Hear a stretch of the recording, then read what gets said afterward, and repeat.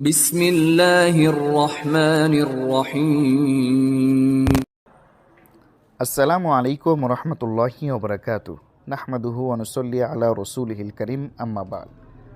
মোহতারাম দুস্তর বুজুর্গ,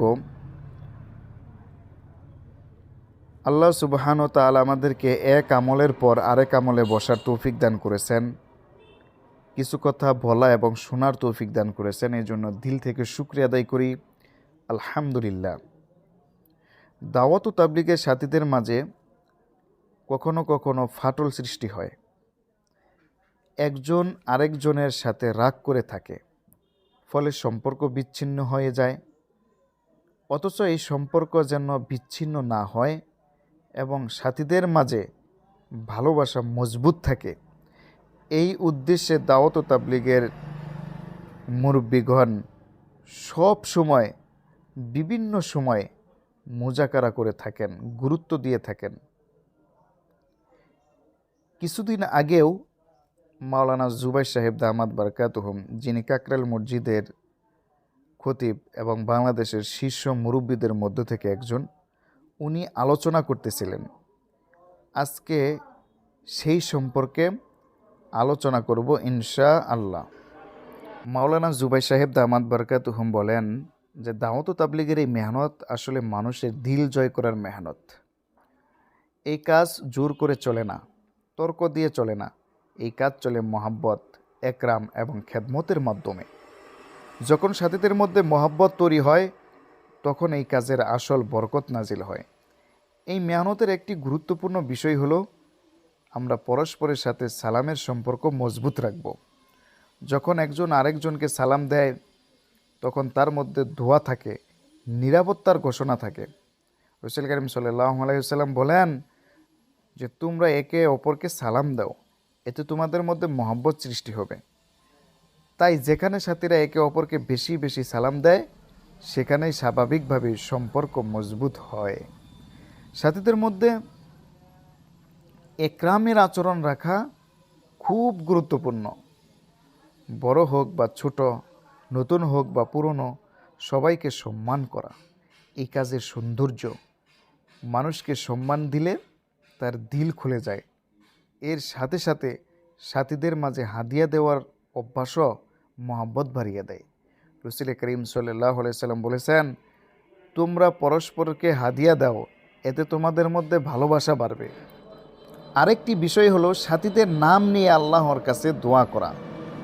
যখন একজন আরেকজনের জন্য গোপনে দোয়া করে, তখন আল্লাহ জাল্লা শানহু সেই সম্পর্কের মধ্যে বরকত দেন। একইভাবে কোনো সাথী সামনে না থাকলেও তার ভালো দিকগুলো বলা, তার দোষ না ধরা, তার গীবত না করা, তার ভালো দিকগুলো আলোচনা করা, তারিফ করা, এটাও মহব্বত বাড়ানোর একটি বড় মাধ্যম। এতে হিংসা দূর হয় এবং পরস্পরের প্রতি ভালোবাসা জন্মায়। মোহতারাম দুস্তার বুজুর্গ, এই মেহনতের মধ্যে আমাদের একটি বিষয় সব সময় মনে রাখতে হবে, আমরা যেন নিজেরা বিচারক হয়ে না যাই। মোহতারাম দোস্তার বুজুর্গ, এই মেহনতের মধ্যে আমাদের একটি বিষয় সব সময় মনে রাখতে হবে, আমরা যেন নিজেরা বিচারক হয়ে না যাই। কারো ভুল দেখলে তার পিছনে পড়ে তাকে সংশোধন করার চেষ্টা করতে গিয়ে সম্পর্ক নষ্ট করে ফেলব না, বরং নিজের আমল ঠিক করার চেষ্টা করব। মানুষের দিল জয় করতে হবে মহব্বত দিয়ে, তর্ক দিয়ে নয়। কাউকে জোর করে উসুলের উপর আনার চেষ্টা করাও ঠিক নয়। মানুষের অন্তর আল্লাহর হাতে, আমরা শুধু মহব্বত ও দুয়ার মাধ্যমে তাকে কাছে আনতে পারি। যদি আমরা নিজেরা উসুলের উপরে দৃঢ়ভাবে থাকি, তাহলে মানুষ আমাদের দেখে শিখবে। এই মেহনতের বড় একটি অংশ হলো সাথীদের খেদমত করা। যখন একজন আরেকজনকে বেশি থেকে বেশি খেদমত করব, তার প্রয়োজন পূরণ করব, তার কষ্টের সময় পাশে দাঁড়াবো, তখন সেই সম্পর্ক আরও শক্ত হবে, শক্তিশালী হবে, তার সাথে আরও গভীরভাবে সম্পর্ক তৈরি হবে। এর সাথে সাথে একরামের পরিবেশ বজায় রাখা খুব জরুরি। সম্মান ও খেদমত, এই দুইটি বিষয় মানুষের দিল জয় করে। মোহতারাম দুস্তার বুজুর্গ, একটি ঘটনা থেকে আমরা বড় শিক্ষা পাই। সাহাবাই কেরামের যুগে একবার দুই সাহাবীর মধ্যে কিছু ভুল বোঝাবুঝি হয়ে গিয়েছিল। পরে তারা বুঝতে পারলেন যে এতে সম্পর্ক নষ্ট হচ্ছে। তখন একজন অন্যজনের কাছে গিয়ে সালাম দিলেন, তাকে জড়িয়ে ধরলেন এবং ক্ষমা চাইলেন। অল্প সময়ের মধ্যেই তাদের মধ্যে আবার মহব্বত ফিরে এলো। এই ঘটনা আমাদের শেখায় সালাম, একরাম এবং মহব্বতের মাধ্যমে মানুষের দিল জয় করা যায়। তাই এই দাওয়াত ও তাবলীগের মেহনতের আসল শক্তি হলো মহব্বত।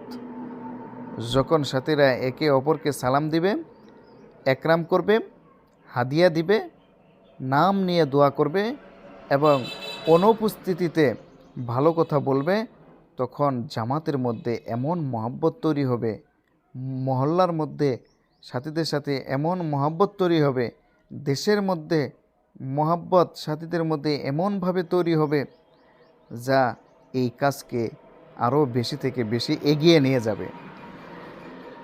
তাই মেরে মোহতারাম দোস্তার বুজুর্গ, আসুন আমরা নিয়ত করি, নিজেরা উসুলের উপর জমে থাকব, সাথীদের খেদমত করব, একে অপরকে সম্মান করব এবং মহব্বতের মাধ্যমে এই দাওয়াতের মেহনতকে এগিয়ে নিয়ে যাব ইনশাআল্লাহ।